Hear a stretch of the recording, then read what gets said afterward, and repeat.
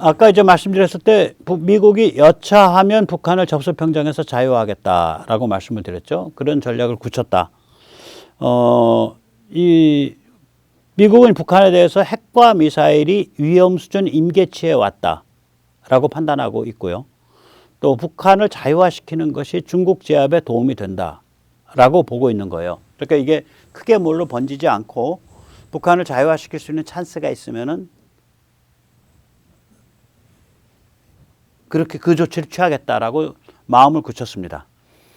이거는 굉장히 중요하죠. 이제까지는 미국은 한반도 현상유지 전략이죠. 제가 뭐 반농 반진으로 사실 진담에 가깝습니다만 주한미군은 남쪽이 북으로 북진을 할까봐 막고 있는 측면이 있어요. 남쪽이 북으로 올라갈까봐 막고 있는 측면이 있다고요.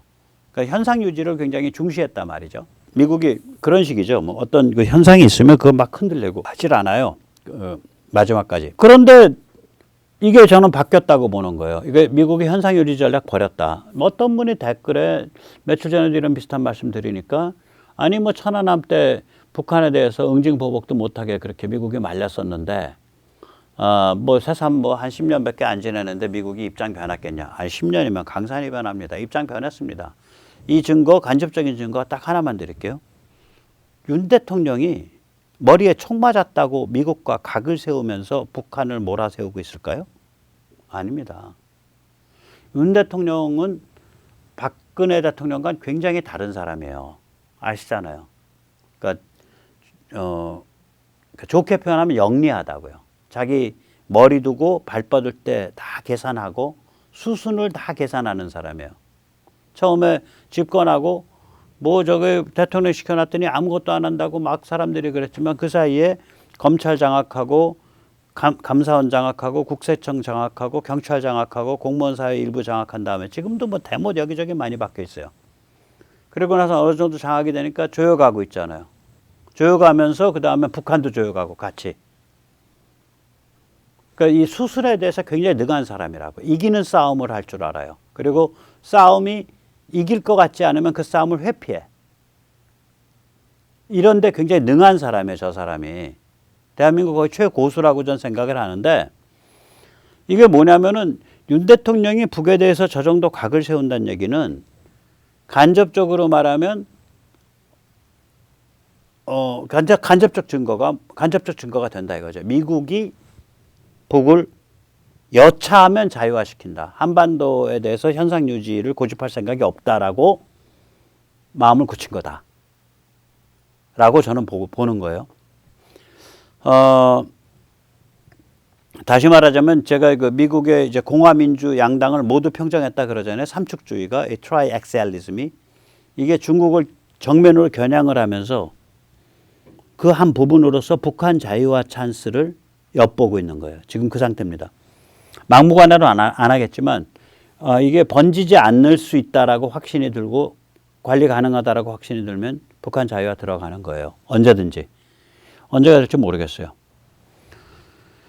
그 다음에 미국이 그러한 입장이다라는 걸 밝혀주는 두 번째 이제 그 간접적인 증거. 첫 번째 간접적인 증거는 윤 대통령 행보를 봐라. 저 사람 바보 아닌데 미국과 각을 세우면서 저런 그 대북 정책을 취하는 게 아니다. 미국과 조율되어 있는 거다라는 게 첫 번째가 제가 제시하는 간접적 증거고 두 번째 간접적 증거가 조선과 중앙의 행보예요. 기억하시지만 조선 중앙 이런 데는요.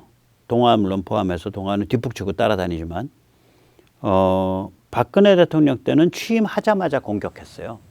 그래서 박 대통령이 임명한 그 총리가 계속 낙마했잖아요. 나중에 그 문창극 씨까지 계속 임명 실패로 돌아가잖아요. 그 박근혜 대통령 총리 임명이 계속 실패로 돌아가요. 장관들도 마찬가지죠. 장관 임명하면 트집 잡아서 끌어내리고 그리고 나서 조금 지나니까 그 다음에는 제왕적 대통령이라고 레이블 붙여서 공격하고 그 다음에 개헌 논의하고 개헌 불지표서 띄우고 지금은 아무도 개헌 얘기 안 하니까 김진표가 갑자기 개헌 들고 나오더라고. 국회의장이. 나는 국회의장이 개헌을 얘기하는 걸 보고 배꼽을 잡고 웃었어요. 다시 말하자면 조선중앙이 박근혜 대통령을 그렇게 초장부터 공격을 한 이유는 박 대통령이 미국과 사이가 벌어져 있다라고 레이더에 걸린 거예요. 조선중앙 동아는요, 이 워싱턴의 분위기를 읽어내는 데는 도사 중에 도사입니다. 이 미국 워싱턴 분위기 파악에는 도 같은 자들이에요. 이 자들이 그 짓을 지금까지 몇십 년을 해온 자들인데, 이 자들은 미국으로부터 특별히 지시받을 것도 없어요. 워싱턴과 분위기가 좋단 말이지, 대통령이. 그럼 함부로 우리가 씹으면 안 돼. 워싱턴과 이게 떠 있어. 거리가 많이 떠 있어. 그러면 그냥 칼질하는 거예요. 뭐 미국의 지시를 받고 이럴 필요조차 없는 자들이에요. 왜냐? 이 자들은 기본값이 대통령 칼질이에요. 대통령은 칼질해야 돼. 왼쪽이 들어오든 오른쪽이 들어오든. 그래야 자기들이 판을 불안정해서 흔드니까. 기본값이. 그런데 미국과 관계가 좋고 같이 가려고 그래? 그러면 한숨 물러서는 거지. 몸조심하는 거지. 그러다가 이게 미국과 이게 떠 있는 것 같아. 그러면 그냥 칼질인 거예요. 그냥 막. 이런 게임 하는 자들이에요. 이 조중동은. 무시무시한 자들입니다. 그래서 이 자들은 이제 말하자면 이제 정치부장, 뭐 이런 정치부 차장, 뭐 논설위원, 뭐 편집국장, 뭐 이런 식으로 가면 딱 기본 태도가 이런 거예요. 조선일보 뭐 이런 자들은 그래요. 우리가 대통령 훈련시켜서 대통령 그 업무를 어떻게 하는지 좀 공부시켜가면서 대한민국 끌고 가는 거지. 이렇게 생각해요. 그 교만함이라는 거는 제가 직접 귀로 들은 거예요. 이로 말할 수가 없어요. 그 교만함은. 그렇게 생각한다니까요. 자, 그러면 이제 우리가 복기를 해보자고요. 윤 대통령이 취임하고 지난 8개월 동안 조선과 중앙이 윤 대통령 잡겠다고 치명적으로 칼질한 적이 단 한 번이라도 있나? 제 기억에는 없어요. 뭐 깽깽거린 건 있지만 치명적으로 나를 세워서 죽이겠다고 덤빈 적이 없어요. 윤 대통령이 지금 이 정도 일을 벌이고 있는데도 그걸 흔들지를 않아. 그건 뭐예요? 조선과 중앙이 판단하기에 동아는 껍스가 떨어집니다. 이런 감각에 있어서는. 조선과 중앙이 판단하기에 윤 대통령과 미국이 깊게 결합해 있다라고 판단을 하는 거예요. 박 대통령 어떻게 당했나 한번 가만히 생각을 해보세요. 이 자들 박 대통령 취임하자마자부터 흔들었어요. 왜 그러면 관계가 떠 있다라고 하니까 그건 알만한 사람들은 다 알아요. 왜냐면 박 대통령이 이제 박정희 대통령의 죽음에 미국의 그런 뭐 명시적 역할은 아닌데 그때 미국 역할이 있었다라고 생각하고 있는지 없는지 좀 몰라요. 저는 개인적으로 저도 몰라요. 단지 미국이 그 정도로 몰아붙이면 뭐 누구 시켜가지고 야, 박정희 저거 죽여라라고 안 시켜도 사단이 벌어져요. 저절로라도. 굉장히 몰아붙였거든, 그 카터가 그때. 제가 여러 번 말하잖아요. 그 사진도 보여드리고. 저도 기억을 해요. 그 카터가 79년도 제가 한참 데모할 때인데 한국 방문해갖고 국회에서 입만 뻥끗하면 human rights, 입만 뻥끗하면 democracy예요. 인권, 민주주의. 그게 뭐예요? 다 들고 나가서 박정희 끌어내려라 이 소리지. 권위주의 정부에서 박정희 같은 사람 끌어내린다는 건 뭐겠어요? 죽여라 이 소리죠. 공건하게 그랬어요. 국빈 초청으로 남의 나라에 와서 대통령 대 대통령으로 정상회담하러 온 자가.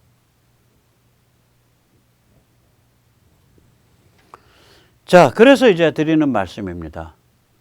이제 그러면 이제 이게 그러면 이제 지금 대한민국의 윤석열 정부와 미국의 이제 그 공화 민주 양당을 다 정복을 했다고요. 군사지정학적 관점에서 누가 그 삼축주의 그룹 그러니까 트라이액셀리즘 아까 그림으로 보여드린 그런 관점을 가진 그룹이 그게 이제 저는 간접적 증거밖에 없어요. 하나는 윤 대통령이 바보가 아닌데 굉장히 그런 점에서는 대한민국 최고수인데 미국과 각을 세워가면서 북한에 대해서 저런 정책을 취하겠냐. 아니다. 미국과 얘기되는 거 공감되는 거다. 두 번째는 뭐냐. 그 조선중앙이라는 데가 무시무시하게 그 미국 분위기를 읽어내는 집단인데 저자들은 한국의 대통령과 미국 사이가 떴다라고 감지만 되면은 칼 뽑고서 반 죽이는 자들인데 윤 대통령에 대해서는 한 번도 치명적 칼을 뽑은 적이 없다. 그 두 가지의 간접적 증거에 바탕을 해서 또 그동안 뭐 나토 회의도 갔다 왔고 한국이랑 미국의 여러 가지 논의도 있었고 그건 뭐 수없이 많죠. 뭐 최근에는 제가 어저께 설명드렸지만 그 윤 대통령이 그 미국의 핵 억지 전력을 미국과 같이 공동 기획 그 한반도에서 사용에 관해서 공동 훈련을 하는 걸 논의 중이다. 이걸 가지고 이제 말이 번지니까 바로 그냥 백악관 대변인이 나와가지고 진화해 버리잖아요. 그건 윤 대통령 말도 맞고 바이든 말도 맞는 거다. 그 정도로 밀접한 거예요. 윤 대통령 쪽에서 인도 태평양 전략 발표하니까 발표 당일날 바로 기다렸다가 바로 국무부 부장관 성명 나오고 그 다음에 백악관 국가안보보좌관 쪽 국가안전보장회의 쪽 성명 나오고 국가안전보좌관 쪽 성명이 나왔나 논평이 나왔나 그랬죠. 그러니까 이게 밀접하게 가고 있는 거거든요. 그래서 이런 상태에서는 참 북한이 이제 빠져나갈 길이 없는 거예요. 빠져나갈 길이 없어요. 그래서 이런 좀 흉악한 그런 영상이 이렇게 연상이 되는 거죠. 이게 그 쥐덫인데 너무 잔인해서 맨 마지막 장면은 저게 이제 고무줄 잘못 건드리면 몸이 쫙 해서 저기 그 못에 온몸이 꿰뚫려서 죽습니다. 네. 어떤 잔인한 사람이 저런 쥐덫을 만들었더라고요. 잘못 건드리면 골로 가는 거예요. 저렇게 지금 상태가. 제가 평양이라고 가정을 해보겠습니다. 끈떨어진 연이 됐습니다. 예, 러시아는 거덜나고 중국은 폭막입니다. 미국은 저를 잡아 죽이겠다고 찬스를 엿보고 있습니다. 한국은 미국과 완벽하게 보조를 맞추면서 나날이 국력과 군사력이 급성장하고 있습니다. 제가 살 길은 없죠. 어디에도 안 보입니다. 그러니까 제 신세라는 건 이렇게 이제 동영상에서 보이는 저런 치명적 쥐덫 근처에 갇힌 쥐 신세입니다.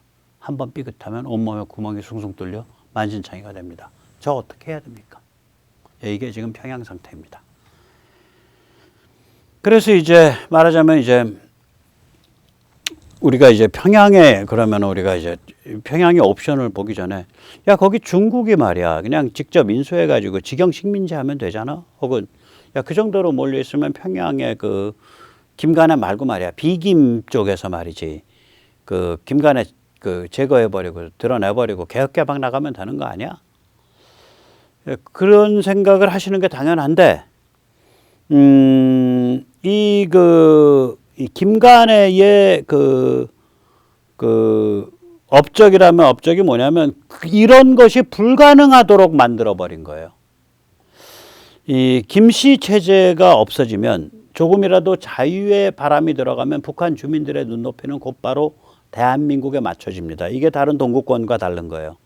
그냥 다른 동구권 국가들은 그냥 그 국가 하나지 일단은. 근데 여긴 그게 아니라 남쪽이 그것도 지금 전 세계에서 여론조사 패널로 조사를 해보면 세계 6번째로 강력한 국가라고 꼽히는 인구 5천만 갖고 남쪽이 존재하기 때문에 그냥 그 남쪽에 딱 그 눈높이가 맞춰져 있는 거예요. 여기는 조금이라도 자유화되면 그렇게 된다고요. 그럼 그 다음에 어떻게 되겠어요? 북한 전체에서 갑자기 엄청나게 커다란 자유에 대한 요구가 튀어나오기 십상이죠. 그리고 주민들 전체가 지금 중국이 갑자기 하루아침에 중국인이 바뀌어버렸잖아요. 백지 시위하면서. 그 다음부터는. 주민들 전체가 반항적 분위기로 돌변하게 되죠. 그러면 중국이 만약에 이걸 직영하고 있었다. 그러면 중국인 물러가라라고 과격한 시위와 충돌이 벌어지는 건 그건 일도 아니에요. 또 무슨 뭐 최영철이든 뭐 김영철이든 최용해든 뭐 이런 자가 나라를 이끈다고 이제 김간을 날렸는데 개혁개방하면서 어쩌고저쩌고 해갖고 이쪽 눈높이가 대한민국에 맞춰졌다 북한 주민이 그럼 다 들고 일어나서 그냥 다 공격하죠. 즉 다시 말하자면 위대하신 민족의 태양 김일성 수령님과 그분의 백두혈통 아드님 김정일 위원장님의 정말로 찬란한 업적이 하나 있습니다. 그것은 바로 뭐냐면은 북한을 꼼지락달싹 못하게 만드는 거예요. 예, 지금 이 사진에 보시는 게 이제 구호나무라는 건데, 구호를 적은 나무입니다. 나무 껍질을 벗겨놓고 구호를 적었다는 건데, 저건 날 조작한 거거든요.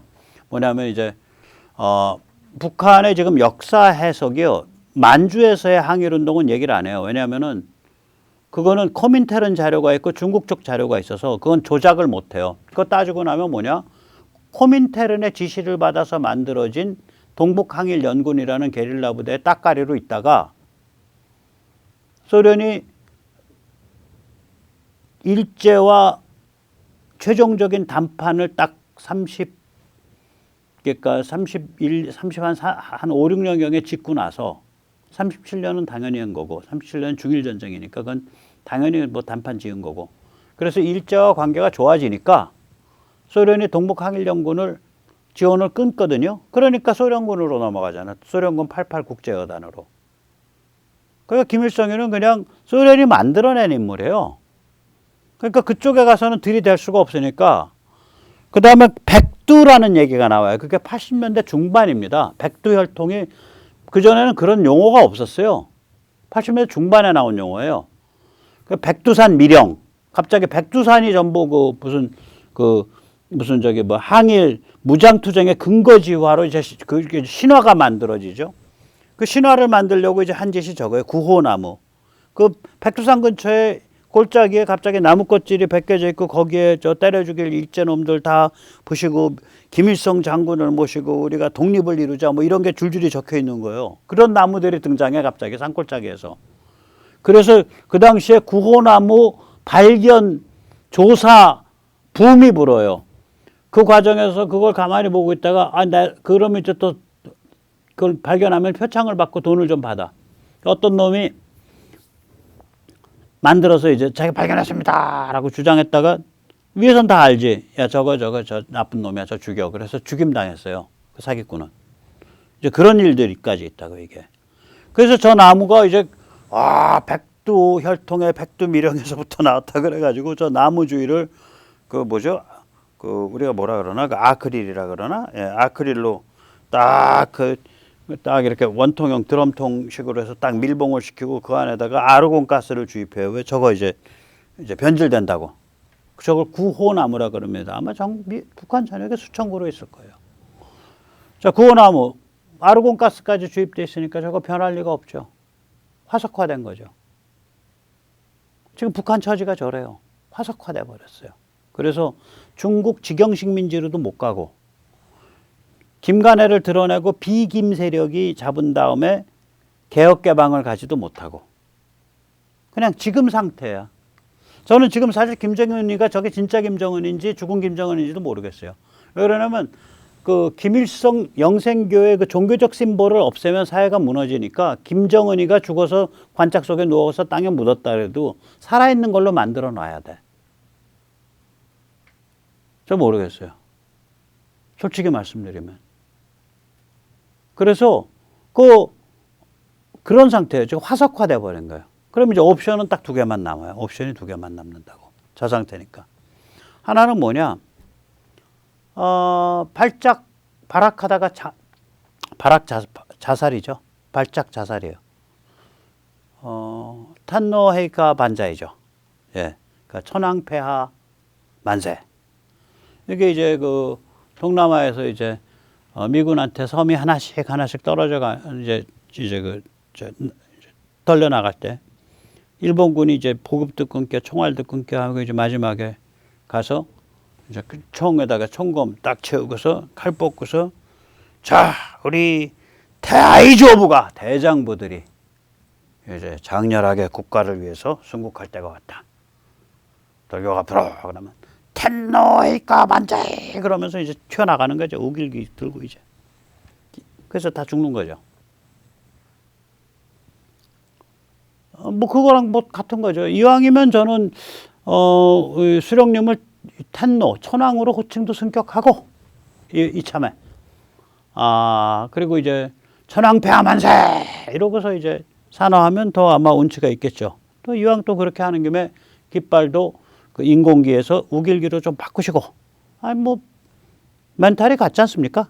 텐노를 신으로 모시나 수령을 신으로 모시나 뭐 그렇게 신으로 모시고 집단 자살하니까 개찐도찐 아닙니까? 예, 그렇게 해서 좀 아주 화끈하게 예, 일제와 독립의식을 느끼시면서 예, 그렇게 이제 발작 자살을 하시려면 그 길도 괜찮다. 근데 뭐 그 길 가겠어요? 깡패들인데 자기 목숨 귀중한 건 다 아는데 부들부들 떠는 놈들인데 자기 살갗에 바늘 하나 꼽혀도. 그 이제 두 번째 옵션이 있는 거죠. 예, 두 번째 옵션은 뭐냐? 이완용이죠. 북완용, 북쪽의 예, 이완용이죠. 미국과 거래해서 체제를 매각하는 겁니다. 네, 나라를 매각해서 왕실 종묘를 보존한 예, 그 이완용 같은 만고 왕실 충신이 나와야 하죠. 이완용처럼 마음이 바른 사람이어야 합니다.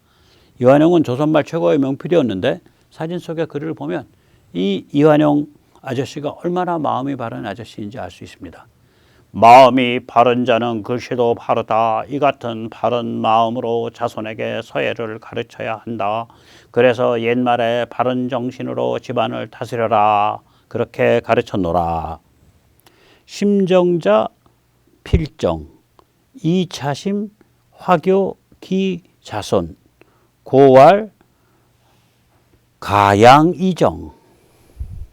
네, 정말 이완용 바른생활 아저씨답죠.